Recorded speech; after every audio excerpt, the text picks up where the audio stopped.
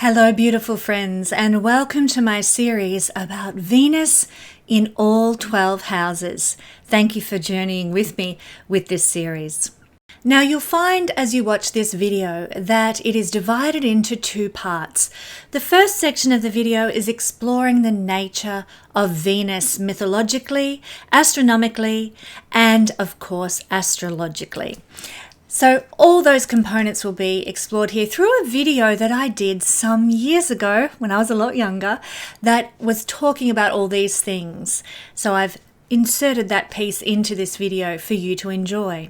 But if you're here just to find out about the houses, then you can skip to the second part of the video, which is exploring the effects of beautiful Venus in each house of the horoscope. So I do hope you enjoy both components and get something out of it that can apply to your life.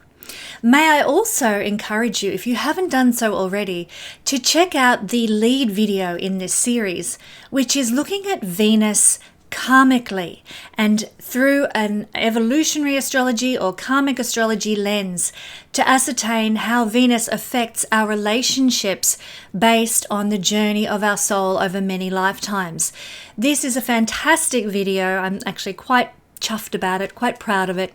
So I do hope you have the time to go to the lead video in this series in the playlist and check out that video all about karmic Venus and its influence. And now, without any further ado, let us dive into the mythology, the astronomy, and the astrology of the beautiful planet in the night sky, Venus. So I thought I'd start by taking a little bit of a peek at what Venus actually represents. Now, in astronomy, not astrology, but in astronomy, the astronomy of the planet Venus, she's the only planet that can shine so brightly that she can cause shadows on Earth. Now, the moon does as a reflection of the sun's light. We know that happens. You can be out on a very strong moonlit night and see shadows and play of light that's actually quite beautiful. But the only planet that can do this is actually Venus, interestingly enough. And so sometimes she is just so bright in the sky. She's the brightest entity in the sky aside from the sun and moon. Sometimes she can be so bright that she causes shadows. That's only occasionally, but she can do it.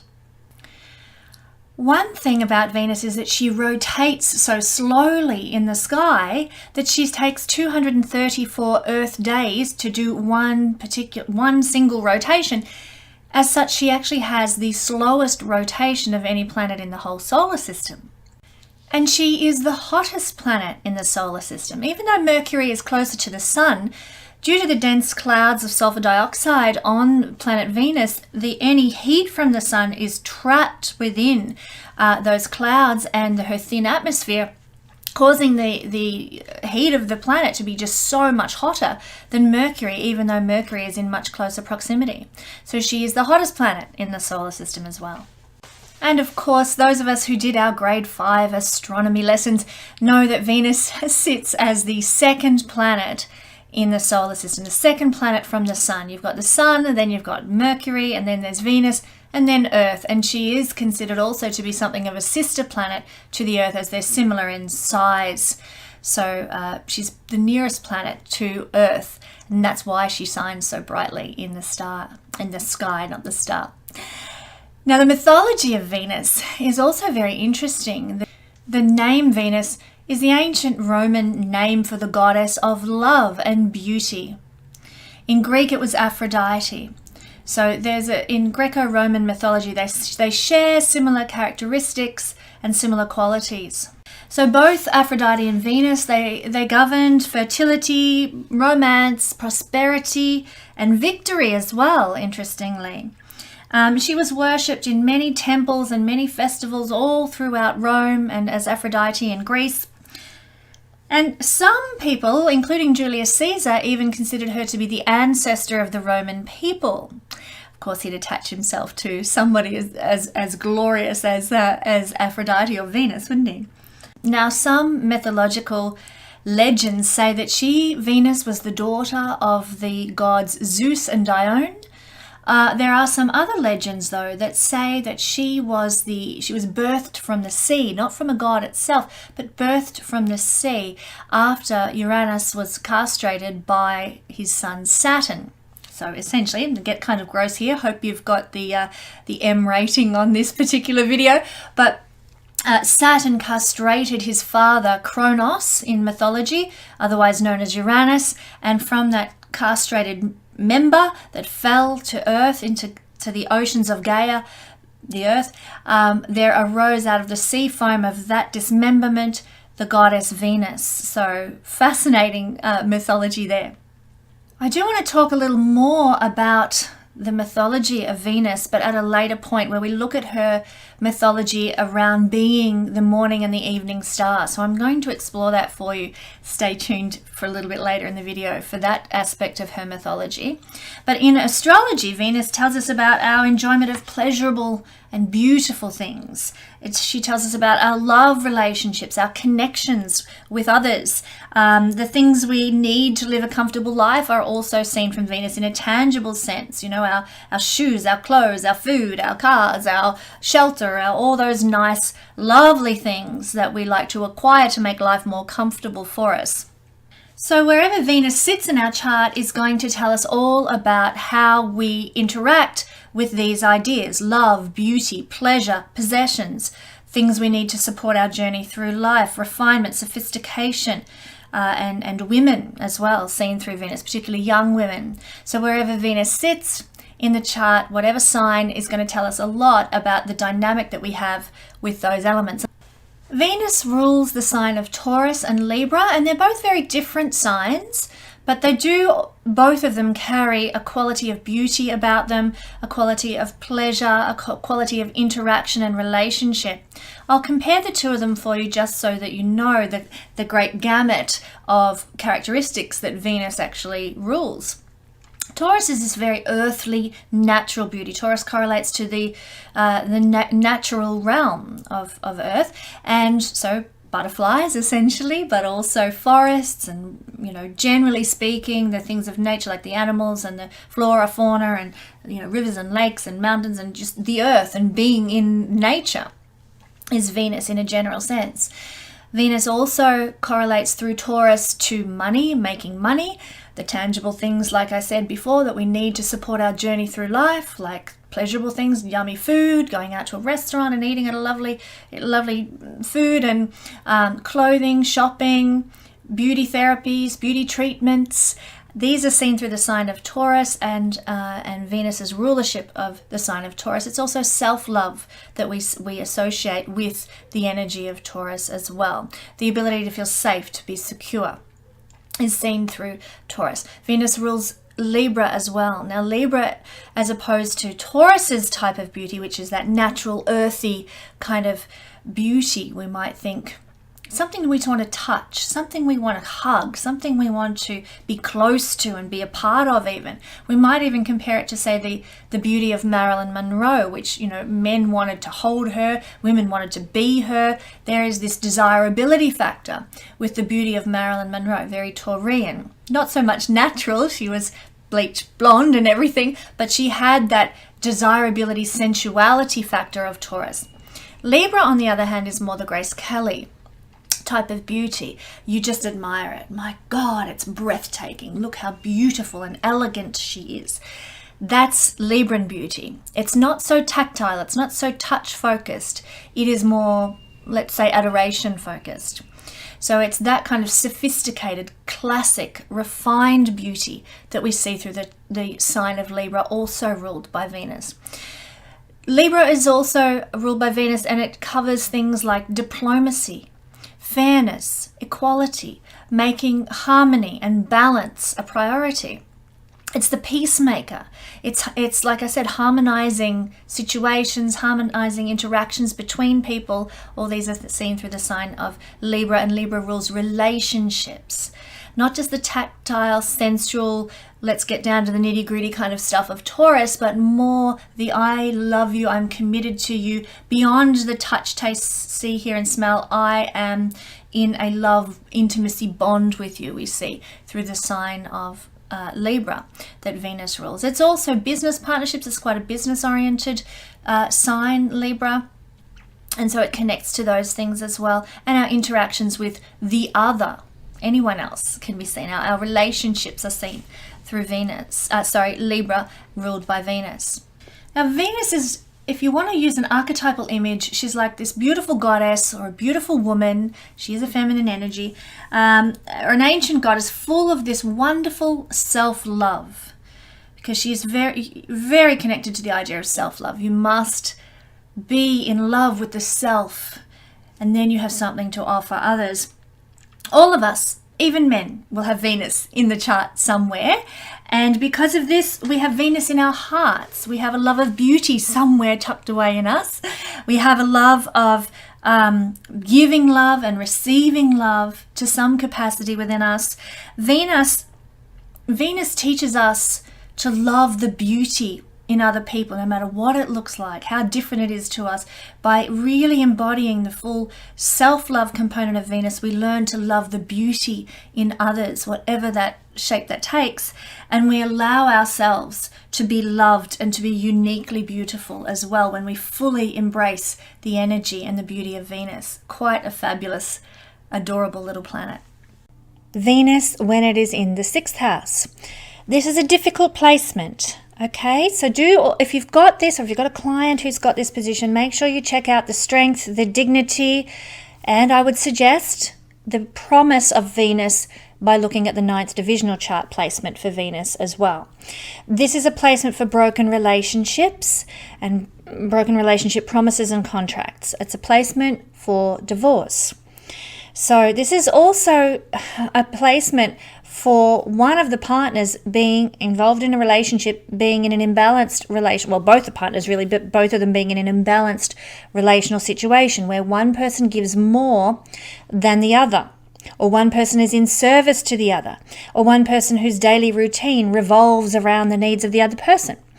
So there's an imbalance. In the house of imbalance, here's Venus, the planet of relationships. Now, that's generally the case, and some people are quite happy with, that role. It doesn't bother them. They're very stoic and don't care either way. That's generally the expression, whatever the sign now, or the situation or the strength of Venus in this placement. But if Venus is in the 6th house and it's very badly dignified, it has bad aspects, it has not much strength according to the systems we've used for calculating dignity. When it's like this, it can, and it's got bad aspects, it can indicate that there's a lot of criticism that either you receive from your partner or you give to your partner. You might be a critical partner yourself with this placement. So if you've got this and it's difficultly placed, we've all got good and bad aspects in the chart. If Venus has lack of strength in the 6th house, you want to look at do an assessment. Am I biting and mean to my partner? How can I fix that? How can I change that? Because nobody wants to be with a partner like that. And so if you do an assessment, be realistic. Is this me? Or is it your partner being that way to you? It can also indicate, this heavy placement of Venus with bad aspects, for example, that there might be a lot of competition with a partner. It can also indicate an abusive partner, or that one of the partners in the relationship is being abused by the other. I've seen this happen to lesser or greater extents, depending on the strength or weakness of Venus, but I have seen that to be the case. I will try and give you some mitigating factors a little bit later for how you can work with that. In fact, if we've done our remedies video, I'd refer to that, and I would start using Venus remedies to help. So for a man, in a man's chart, if you've got Venus in the 6th house, Venus rules the people you date or you fall in love with. Not necessarily the people you marry, but the people you date and fall in love with in a man's chart. So you might have more afflictions, The people you fall in love with might have more afflictions, maybe health issues or difficulties with poverty. They might be a very critical kind of person. They might be very conflict seeking, always pushing your buttons. Believe me, I've seen this many times. A man with this placement will do better with a partner who can be in a more subservient role. That's the better expression of the sixth house. A partner who keeps the house, cooks, cleans, and is serving the world through her work, or a partner who works for you in some way. Maybe she's the secretary at your business or something like that, and you marry her and she becomes your partner. So for a man, this is that's a better way to express this Venus in the sixth house. Somebody even, maybe she works for you, or maybe you work with her.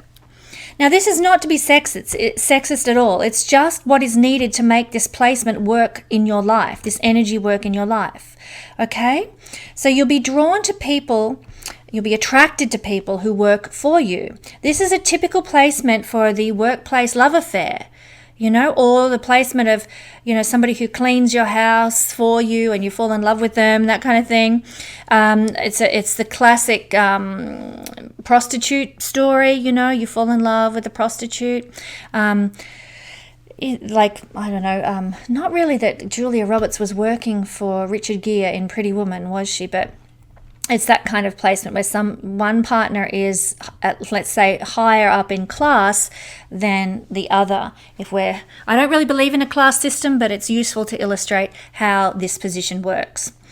It can also indicate that you'll be drawn to people who are in trouble. You'll want to help them. You'll want to fix their problems in life and make life better for them. You might be drawn to somebody with maybe a health problem or an addiction. If you've seen the very old film with Bette Davis called Of Human Bondage, very much describing this kind of scenario. So if you're a man with this placement, please be careful. Make a conscious effort to go for women who manifest the positive sixth house energy. Somebody who is serving, somebody who is in a role of service is far better than being in a relationship with broken promises, cheating, and constant conflict. So somebody who is in service, somebody who's helping others to heal, fix, etc., or to work with somebody who works for you or somebody you work with. You might work together. That's a better way to manifest this energy at the better level. Now, in a woman's chart, when Venus is in the sixth house, with this placement in her chart, it rules female sisters or friends, okay? And they too, the female sisters and the female friends in a woman's chart, might have the difficulties I've just mentioned above.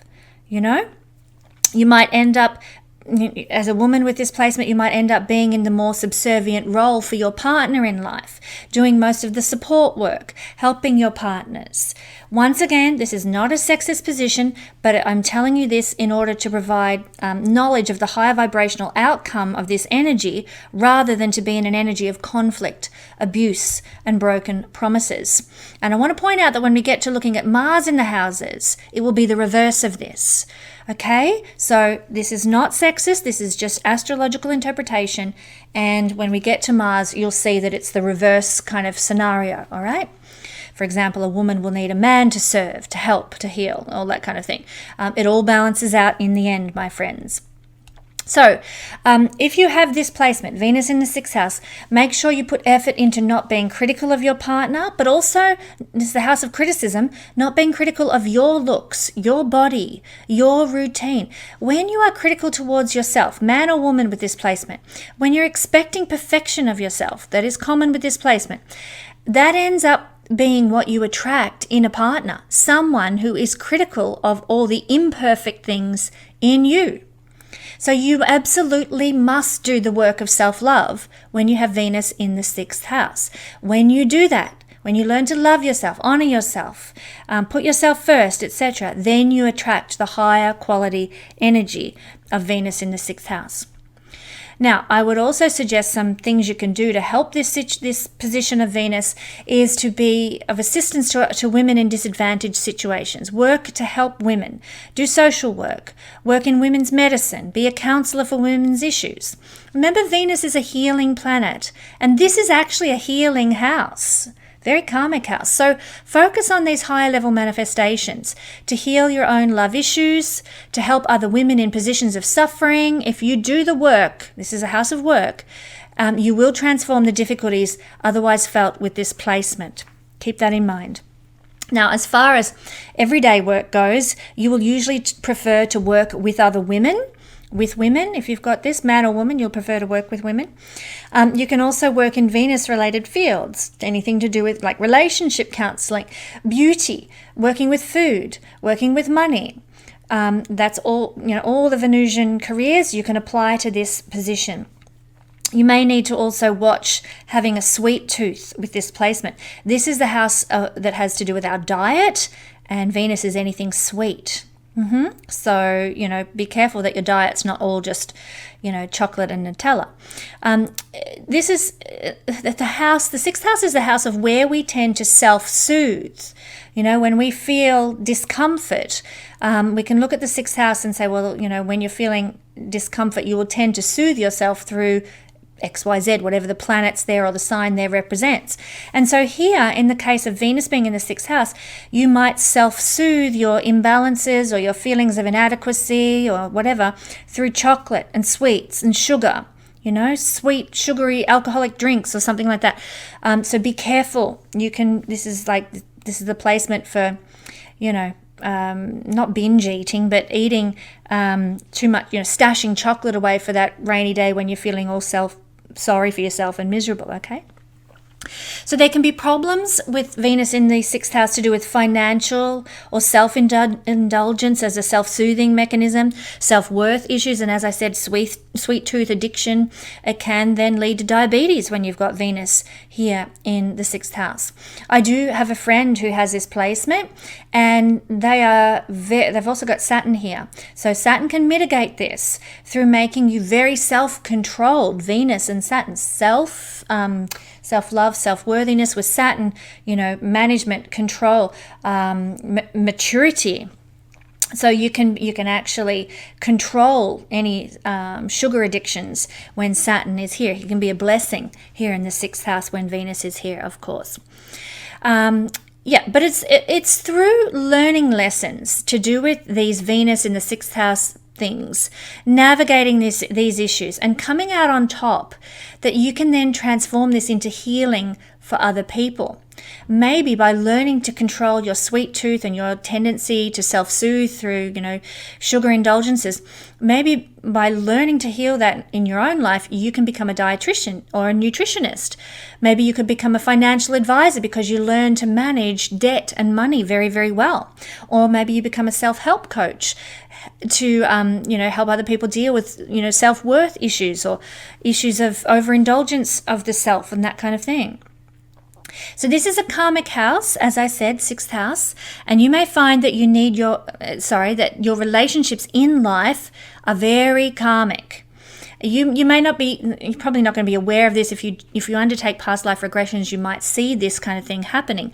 But if you've got Venus in the sixth house, your relationships will be very karmic, where you owe something to your partner from a past life, and you are here to pay back a karmic debt, to burn that karma through service to the person that you partner with. Keep that in mind. Keep that in mind if your relationship seems imbalanced and you're like, this is not fair, maybe there's a very good reason for it in the big picture of your soul's evolutionary journey. There might be more to it than meets the eye in the karmic realms, okay? It doesn't mean you have to sit and endure something that's miserable and making you very unhappy, but there will be a period of life where you might have to pay back some karmic debt. There may have been a broken promise in a past life that actually needs to be righted now. Keep that in mind.